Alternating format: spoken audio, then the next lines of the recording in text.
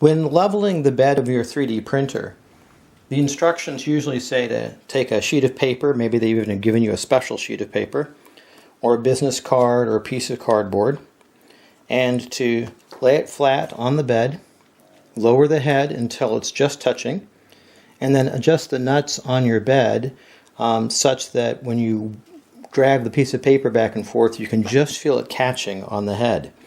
And that's a perfectly fine way of leveling the bed. I've used it many, many times, but it's not repeatable, and it's not something you can then explain to people because, did you let it tug a little bit more than other people did? Did you use a slightly thicker piece of paper?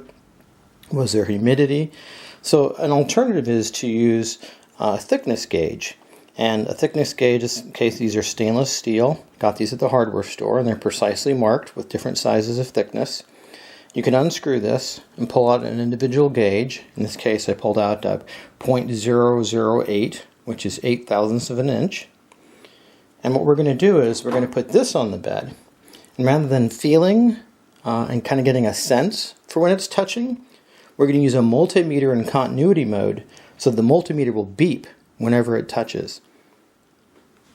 Before leveling the bed, you want to be sure that the head is clean and that there isn't any plastic thread that's still left over from the last time you printed. And otherwise, your distance is not going to be accurate.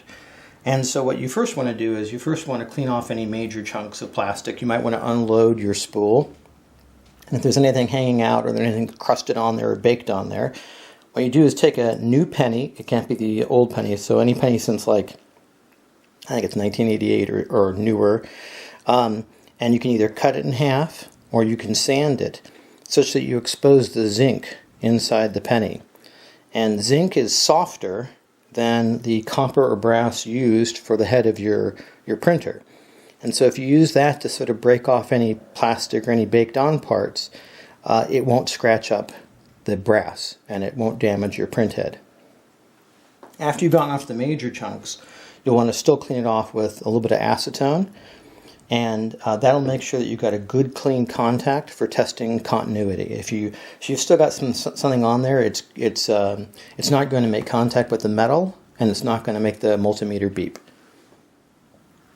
Here's my multimeter, and it's in ohms mode, but it has a special function that makes it beep when the probes touch, or anything else causes these two to be connected electrically. So you want to get your multimeter and set it in that mode and do a quick test to make sure it works right.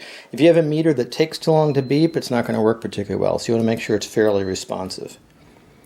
Now, in order to connect the thickness gauge to the multimeter, you're going to want to take a coated magnet, and you're going to want to solder a wire to that magnet.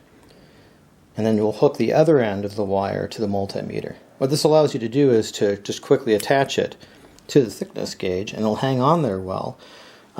You could solder it on there, but it's less convenient if you want to switch over to a different thickness, or you want to actually return the thickness gauge to your toolbox and use it later on. So a magnet will allow you to make a nice solid connection without permanently affecting your thickness gauge. Okay, so we've got our multimeter in continuity mode.